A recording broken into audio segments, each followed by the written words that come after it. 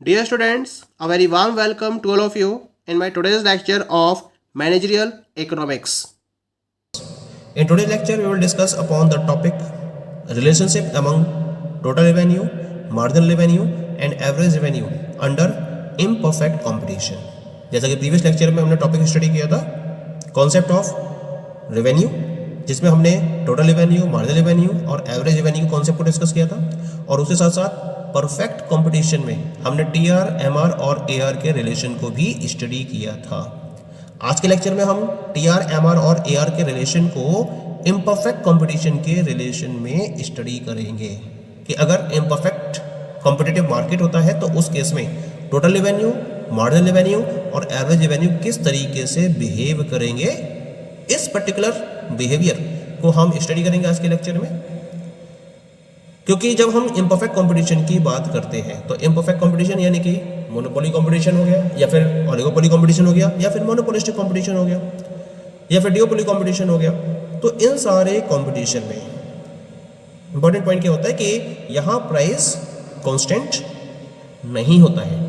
जैसे कि perfect market था, परफेक्ट मार्केट में मार्केट मैकेनिज्म के बेसिस पर एक पर्टिकुलर प्रोडक्ट के प्राइस को डिसाइड कर लिया जाता है, क्योंकि होमोजेनियस प्रोडक्ट होता है, और उसी पर्टिकुलर प्राइस पर जितनी भी परफेक्टली कॉम्पिटिटिव फर्म्स हैं वो अपने प्रोडक्ट को सेल कर रही होती हैं। लेकिन इम्परफेक्ट कंपटीशन में हर फर्म अपने बेसिस पर प्रोडक्ट के प्राइस को डिसाइड करने की पोजीशन में होती है अगर डिफरेंशिएटेड वे में प्रोडक्ट को प्रोड्यूस किया जा रहा है, क्योंकि वहाँ होमोजेनियस प्रोडक्ट था और इम्परफेक्ट मार्केट में डिफरेंशिएटेड प्रोडक्ट्स को प्रोड्यूस किया जाता है अगर, तो उस डिफरेंशिएटेड प्रोडक्ट के केस में हर फर्म अपने प्रोडक्ट के प्राइस को डिसाइड करने की पोजीशन में होती है। इसी वजह से यहाँ law of demand properly follow होता है, और उस लॉ ऑफ डिमांड के अकॉर्डिंग फर्म जैसे जैसे अपने प्रोडक्ट के प्राइस कम करती चली जाएगी उसकी डिमांड लगातार बढ़ती चली जाएगी, या उसकी जो आउटपुट है या उसका सेल है वो लगातार इंक्रीज होता चला जाएगा। यहाँ प्राइस कांस्टेंट नहीं होते हैं, प्राइस और आउटपुट के बीच में एक इन्वर्स रिलेशन होता है, और ये लॉ ऑफ डिमांड को कंप्लीटली फॉलो करते हैं। तो इसको ध्यान में रखते हुए हम इम्परफेक्ट कंपटीशन में टीआर, एमआर और एआर के रिलेशन को स्टडी कर सकते हैं with the help of the table. जैसा कि आप टेबल में देख रहे हैं, यहाँ पर मैंने यहाँ पर 5 कॉलम्स फॉलो किए हैं। फर्स्ट कॉलम में मैंने प्राइस को रिप्रेजेंट किया है, सेकंड कॉलम में आउटपुट को, थर्ड कॉलम में टोटल रेवेन्यू कैलकुलेट करा है, इसके लिए फॉर्मूला यूज किया हमने price into quantity. Fourth column में एवरेज रेवेन्यू को कैलकुलेट किया है और इसके लिए फॉर्मूला यूज किया मैंने TR upon Q. Last column में मैंने मार्जिनल रेवेन्यू कैलकुलेट किया है और फॉर्मूला यूज किया इसके लिए MR n is equal to TR of nth unit minus TR of n minus 1th unit. Come to the price. तो यहाँ क्या देख रहे हैं आप, है ना, जो प्राइस है वो लगातार डिक्रीज होते चले आ रहे हैं। पहले प्राइस था 10, फिर प्राइस हो गया 9, 8, 7, 6, 5, 4, 3, 2, और जैसे जैसे प्राइस कम होते चले जा रहे हैं आउटपुट क्या हो रहा है, लगातार इंक्रीज हो रहा है, क्योंकि लॉ ऑफ डिमांड के अकॉर्डिंग जैसे जैसे हम प्राइस कम करते चले जाएंगे मार्केट में जो प्रोडक्ट की डिमांड है वो लगातार इंक्रीज होती चली जाएगी, यानी कि आउटपुट भी इंक्रीज होता चला जाएगा। तो आउटपुट पहले 1, फिर 2, फिर 3, फिर 4, 5, 6, 7, 8, 9 तक आउटपुट आपका इंक्रीज होता चला गया। अब इसके करस्पॉन्डिंग हमें टोटल रेवेन्यू, एवरेज रेवेन्यू और मार्जिनल रेवेन्यू को कैलकुलेट करना है। तो कैसे कैलकुलेट करेंगे, इसके लिए हम टोटल रेवेन्यू निकालना है, तो उसके लिए मुझे प्राइस और क्वांटिटी को मल्टीप्लाई करना पड़ेगा। तो फर्स्ट केस में जब प्राइस 10 थे, आउटपुट है 1, टोटल रेवेन्यू कितना हो गया 10 × 1 that is equal to 10। Second case में जब प्राइस रहेगा 9, आउटपुट बढ़ गया 2, टोटल रेवेन्यू हो गया 9 × 2 यानी कि 18। नेक्स्ट केस में 8 × 3 यानी कि 24, नेक्स्ट 7 × 4 यानी कि 28, 6 × 5 30, next 5 × 6 30, next one is 4 × 7 that is 28, next one is 3 × 8 यानी कि 24, and the last one is the 2 × 9 यानी कि 18। तो इस तरह से हमें ये टोटल रेवेन्यू की वैल्यू लगातार मिलती चली जाती है। ठीक है, अब हमें कैलकुलेट करना है एवरेज रेवेन्यू को। एवरेज रेवेन्यू क्या होता है, that is equal to total revenue upon number of units sold 10 upon 1, कितना गया 10 आ गया। सेकंड केस में 18 upon 2 that is equal to 9, 24 upon 3 यानी कि 8, 28 upon 4 it means 7, 30 upon 5 6, 30 upon 6 equal to 5, 28 upon 7 equal to 4, 24 upon 8 equal to 3 and 18 upon 9 equal to 2। तो इस तरह से आपको एवरेज रेवेन्यू मिल जाता है। एवरेज रेवेन्यू किसके बराबर है, it is equal to price. ये हम पहले भी डिस्कस कर चुके हैं, चाहे परफेक्ट कंपटीशन हो चाहे इम्परफेक्ट कंपटीशन हो, दोनों ही केस में जो एवरेज रेवेन्यू होगा वो प्राइस पर यूनिट को रिप्रेजेंट करेगा। ठीक है, अब निकालना है मुझे मार्जिनल रेवेन्यू। तो nth यूनिट के मार्जिनल रेवेन्यू को कैलकुलेट करने के लिए मुझे nth यूनिट के टोटल रेवेन्यू में से n माइनस 1th यूनिट के टोटल रेवेन्यू को सब्ट्रैक्ट करना होगा। ठीक है, तो यहाँ पर हम पहले केस की बात करते हैं। तो पहले वाले केस में तो 10 का 10 ही रहेगा, क्योंकि उससे पहले आपको वैल्यू प्रोवाइडेड नहीं है। अब जब आपने आउटपुट 1 से बढ़ाकर 2 कर दिया तो टोटल रेवेन्यू 10 से बढ़कर 18 हो गया। डिफरेंस कितना हुआ उसमें? 18 माइनस 10 यानी कि 8 का। नेक्स्ट केस में जब आउटपुट 2 से बढ़कर 3 हो गया तो टोटल रेवेन्यू 18 से बढ़कर 24 हो गया। डिफरेंस हो गया 24 माइनस 18 यानी कि 6। नेक्स्ट केस में 24 से बढ़कर 28, तो 28 माइनस 24 यानी कि 4। नेक्स्ट 30 माइनस 28 2, 30 माइनस 30 0, 28 माइनस 30 यानी कि माइनस 2, 24 माइनस 28 यानी कि माइनस 4 एंड 18 माइनस 24 यानी कि माइनस 6। तो इस तरह से आपको यहाँ मार्जिनल रेवेन्यू की वैल्यू मिल जाती है।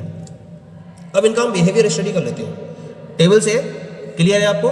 जैसे जैसे आउटपुट बढ़ता चला जा रहा है, प्राइस क्या हो रहा है? लगातार कम हो रहा है, क्योंकि प्राइस कम होने के साथ साथ ही आप आउटपुट को इंक्रीज कर सकते हो under imperfect competition.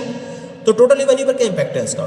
Total revenue लगातार इंक्रीज हो रहा है, 10, 18, 24, 28, फिर ये अपने मैक्सिमम लेवल तक पहुंच गया। मैक्सिमम लेवल कितना है इसका? 30। और यहाँ से फिर ये कांस्टेंट हो गया, और कांस्टेंट होने के बाद फिर यहाँ से ये डिक्रीज होना स्टार्ट हो गया, 28, 24, 18। ठीक है, एवरेज रेवेन्यू लगातार डिक्रीज हो रहा है क्योंकि it is similar to price. Marginal revenue भी लगातार क्या हो रहा है? डिक्रीज हो रहा है। डिक्रीज होने के साथ साथ ये जीरो हो गया, और जीरो होने के बाद फिर ये नेगेटिव हो गया। जीरो कब हुआ? जब टोटल रेवेन्यू अपने मैक्सिमम लेवल तक पहुंच गया, तब ये जीरो हो गया। और जब टोटल रेवेन्यू डिक्रीज होना स्टार्ट हुआ तो मार्जिनल रेवेन्यू नेगेटिव में आ गया। जो आपको दिखाई दे रहा है, यू आर लुकिंग हियर, कि जैसे ही टोटल रेवेन्यू डिक्रीज होना स्टार्ट हुआ मार्जिनल रेवेन्यू नेगेटिव में आना शुरू हो गया। ठीक है, और जब टोटल रेवेन्यू मैक्सिमम है तो ये मार्जिनल रेवेन्यू जीरो है, क्योंकि मार्जिनल रेवेन्यू लगातार डिक्रीज हो रहा है। तो इसका मतलब जो टोटल रेवेन्यू है वो किस रेट से इंक्रीज हो रहा है? डिक्रीजिंग रेट से इंक्रीज होता है अंडर द इम्परफेक्ट कंपटीशन। ठीक है, अब हम इसको ग्राफिकल वे में भी रिप्रेजेंट कर सकते हैं। तो ग्राफिकल वे में रिप्रेजेंट करने के लिए यहाँ आपको मैंने एक ग्राफ रिप्रेजेंट किया है। You can look here the graph representing the relation among TR, AR and MR. Here in this diagram, on x-axis I have represented output, and on y-axis TR total revenue, AR average revenue and MR marginal revenue. Clear? अब देखिए इसको आगे। 1 centimetre के scale पर मैंने output को represent किया है 1 2 3 4 5 6 7 8 से। ठीक है, और 5 का स्केल लेते हुए मैंने यहाँ पर रेवेन्यू को रिप्रेजेंट किया है 5, 10, 15, 20, 25, 30। इसको मैंने नेगेटिव डायरेक्शन में भी शो करा है, वाई एक्सिस से करस्पॉन्डिंग -5, -10, क्योंकि इसकी वैल्यू माइनस में भी आ रही है इसी वजह से, एमआर की वैल्यू। ठीक है, now when output is 0 everything is 0, when output is 1 total revenue equal to 10, output is 2 total revenue 18। Point आ गया हमारे पास, दूसरा पॉइंट आ गया टोटल रेवेन्यू के रेफरेंस में। थर्ड केस में क्या हुआ? जब आउटपुट 3 हो गया तो जो टोटल रेवेन्यू है वो बढ़कर 24 हो गया, तो हमें ये तीसरा पॉइंट रिसीव हो गया। ठीक है, जब आउटपुट आपका बढ़कर 4 हो गया तो 28, जब आउटपुट बढ़कर 5 हो गया 30, जब आउटपुट बढ़कर 6 हो गया तो आउटपुट तब भी 30 रहता है, कांस्टेंट हो गया यहाँ पर, तो ये पॉइंट हमें रिसीव हो गया। ऐसे ही जब आउटपुट आपका 7 है तो हमें टोटल रेवेन्यू मिल गया आपका 28, तो ये पॉइंट रिसीव हो गया। जब आउटपुट 8 रह गया तो 24, ये पॉइंट हमें यहाँ पर मिल गया। 8 तक मैंने रिप्रेजेंट कराया इसको। ठीक है, अब मैंने इन सारे पॉइंट्स को मैच करते हुए एक कर्व ड्रॉ करा, तो ये कर्व आपको दिखाई दे रहा है, this is the curve known as the total revenue curve. Now come to the average revenue curve. Average revenue curve क्या हो रहा है? वो लगातार एवरेज रेवेन्यू डिक्रीज हो रहा है। तो यहाँ पर देखिए 1 पर 10, और क्योंकि स्ट्रेट लाइन को रिप्रेजेंट करेगा, क्योंकि 10, 9, 8 1 का डिफरेंस है सब में, तो इसी वजह से एक ये स्ट्रेट लाइन को रिप्रेजेंट करेगा। तो यहाँ पर मैंने पहला पॉइंट कंसीडर करा है 1 पर 10, और एक लास्ट पॉइंट कंसीडर करा है यहाँ पर मैंने 8 पर है ये इक्वल टू 3, तो 8 पर 3 के करस्पॉन्डिंग ये लास्ट पॉइंट आ गया मेरे पास, ये रहा। ठीक है, इन दोनों पॉइंट्स को मैच करते हुए मैंने एक लाइन ड्रॉ कर दी, this is known as the average revenue curve. ठीक है, एवरेज रेवेन्यू कर्व के बाद अब हमें ड्रॉ करना है मार्जिनल रेवेन्यू कर्व को। तो मार्जिनल रेवेन्यू कर्व कैसे ड्रॉ करेंगे? क्योंकि ये भी क्या होगा, डिफरेंस सेम है 10 2 का डिफरेंस, फिर 8 में से 2 है 6 का 2 का डिफरेंस, फिर 6 और 4 2 का डिफरेंस, 4 और 2 2 का डिफरेंस, 2 0 2 का डिफरेंस, 0 माइनस 2 2 का डिफरेंस। तो एक डिफरेंस कांस्टेंट है, इसका मतलब जो मार्जिनल रेवेन्यू कर्व होगा वो भी स्ट्रेट लाइन होगा। ठीक है, तो हमने इसका पहला पॉइंट 1 पर तो 10 है ये, इसके साथ साथ 6 पर क्या है ये 0 है, और 8 पर है ये इक्वल टू -4। तो ये पॉइंट हमारे पास रिसीव हो गया। इन तीनों पॉइंट को मैच करते हुए मैंने एक स्ट्रेट लाइन ड्रॉ कर दी। तो ये जो स्ट्रेट लाइन मेरे पास रिसीव हुई, this is known as the marginal revenue curve. ठीक है, तो इस तरीके से हमें टोटल रेवेन्यू, एवरेज रेवेन्यू और मार्जिनल रेवेन्यू कर्व रिसीव हो जाता है। कर्व में क्या देख रहे हैं आप, जब आउटपुट 6 है जहां पर मार्जिनल रेवेन्यू 0 है तो टोटल रेवेन्यू क्या है, मैक्सिमम है, और जब मार्जिनल रेवेन्यू नेगेटिव हो गया तो टोटल रेवेन्यू लगातार डिक्रीज हो रहा है। तो इसके बेसिस पर हम AR, TR और MR के रिलेशन को स्टडी कर सकते हैं। क्या रिलेशन होगा इसके बीच में, let us have a look over the relation among TR, AR and MR। तो यहाँ मैंने TR, AR और MR के रिलेशन को समराइज्ड किया है। The very first point is, जब TR डिमिनिशिंग रेट से लगातार इंक्रीज हो रही है, यानी जैसे जैसे आउटपुट की यूनिट्स को आप इंक्रीज कर रहे हो उसके अकॉर्डिंग TR क्या हो रही है, स्टार्टिंग में डिमिनिशिंग रेट से लगातार इंक्रीज हो रही है। क्यों हो रहा है ऐसा, क्योंकि जैसे जैसे आप number of units of commodity को इंक्रीज करते चले जा रहे हो तो इसके लिए आपको अपने प्राइस को लोअर करना होगा, और जब आप अपने प्राइस को लोअर करोगे तो जो TR है वो इंक्रीज तो होगी लेकिन डिमिनिशिंग रेट से, और इसी वजह से MR क्या है, MR पॉजिटिव है और ये एक डाउनवर्ड स्लोप के साथ में अवेलेबल है। ठीक है, नेक्स्ट वन, जब TR मैक्सिमम है तब MR की वैल्यू कितनी हो गई, 0 हो गई थी। हमने टेबल में भी इसको देखा था और ग्राफ में भी इसको हमने ऑब्जर्व किया था कि वह जब TR की वैल्यू मैक्सिमम है 30 थी तब MR की वैल्यू कितनी हो गई, that is equal to 0।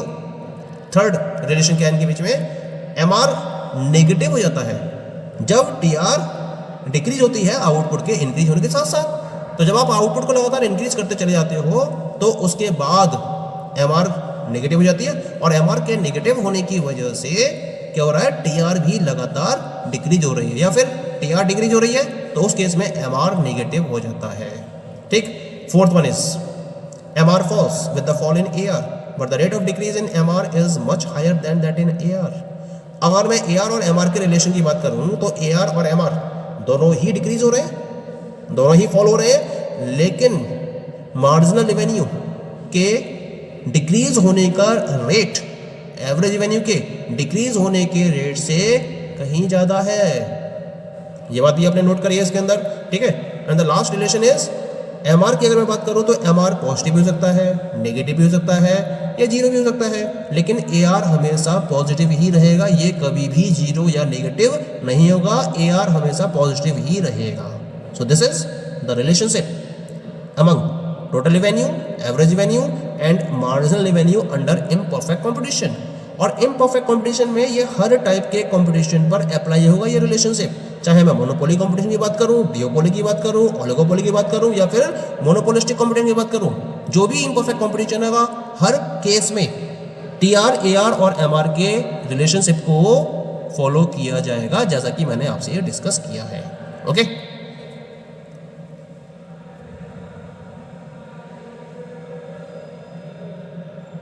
Thank you.